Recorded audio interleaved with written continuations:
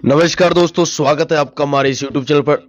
दोस्तों, इस वीडियो में मैं आपको बताऊंगा कि जब भी हम कहीं किसी भी कंट्री से माल खरीदेंगे, ठीक है, अपने एक्सपोर्टर से कौन कौन से हम पेपर लेंगे, कौन कौन से डॉक्यूमेंट्स लेंगे अपने कंटेनर को रिलीज कराने के लिए। ठीक है, सबसे पहले हम लेंगे बिल ऑफ लीडिंग नंबर। ठीक है दोस्तों, बिल ऑफ लीडिंग नंबर हम लेंगे। बिल ऑफ लीडिंग नंबर होता है हमारा, इसमें बीएल नंबर हमारा मेंशन होता है। ठीक है, जिसके थ्रू हमारा कंटेनर निकला हुआ है और जिससे हम कंटेनर का ट्रैक कर सकते हैं कि हमारा कंटेनर कहां पे पहुंच गया है। इसमें सारी डिटेल हमारी मेंशन होती है। कंटेनर नंबर होता है, कितनी क्वांटिटी है, ग्रॉस वेट, नेट वेट, कौन से पोर्ट से निकला है। इसमें सारी डिटेल हमारे बिल ऑफ लीडिंग नंबर में होती है। ठीक है, बिल ऑफ लीडिंग नंबर जरूर लें दोस्तों। ठीक है, उसी से पता चलता है कि आपका कंटेनर निकल चुका है। ठीक है, किसी भी कंट्री से जिससे भी आप ले रहे हैं, ठीक है, उनसे पता चलता है। सेकंड नंबर पे आपको डॉक्यूमेंट्स मिलेगा, इंश्योरेंस की कॉपी। ये इंश्योरेंस की कॉपी जब भी हमारा, देखो ये हमारा चाइना से माल निकला है। ठीक है, चाइना वाले ने ये इंश्योरेंस करा के दिया है। इंश्योरेंस पॉलिसी है cargo transportation insurance policy. By chance हमारा कंटेनर किसी भी कोई विपदा आ जाए, कोई आपदा आ जाए, ठीक है, जिससे हमारा कंटेनर में या नुकसान हो जाता है, तो उसका हमें इसके क्लेम मिल सकता है। हमारा पॉलिसी हुई पड़ी है, पॉलिसी नंबर हमारा ये यहाँ पे लिखा हुआ है। ठीक है दोस्तों, तो वो ये जो आपका एक्सपोर्ट है, वो आपका कंटेनर का जो है पूरे जितना भी आपका माल निकला हुआ है, 104 मैट्रिक टन निकला हुआ है, पूरे माल का उसने इंश्योरेंस करा के माल भेजा हुआ है। ठीक है, सेकंड नंबर पे आपका ये डॉक्यूमेंट्स हो गया।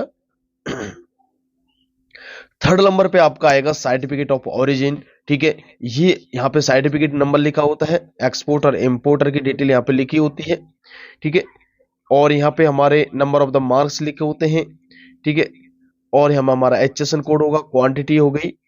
ठीक है, यहाँ पे हमारा इनवॉइस नंबर हो गया। ठीक है, सर्टिफिकेट ऑफ ओरिजिन दोस्तों हमें बनवाना पड़ता है, ये कंपलसरी है यदि आप इंपोर्ट कर रहे हैं तो।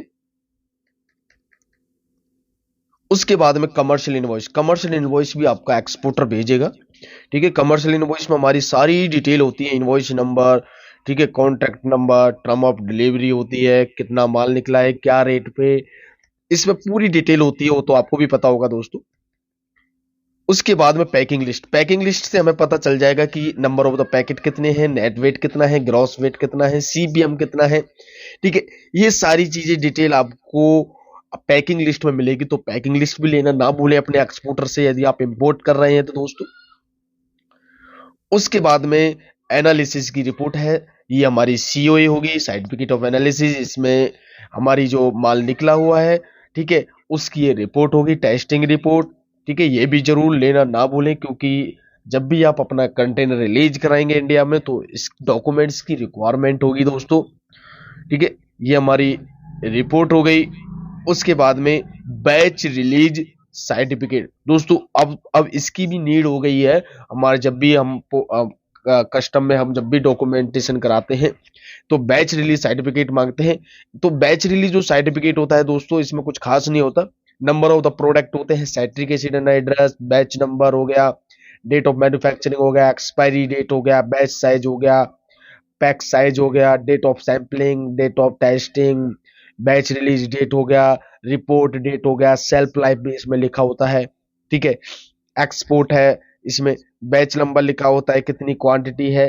ठीक है, ये इसमें वो अपनी कंपनी के लेटर हेड पे देगा जो आपका एक्सपोर्टर है, और साइन एंड स्टैम्प मार के देगा। इसमें हमारे प्रोडक्ट की बैच नंबर की पूरी डिटेल इसमें वो डाल के देगा कि इस बैच का अगर 10 बैच होते 10 बैच यहाँ पे वो लिख देता।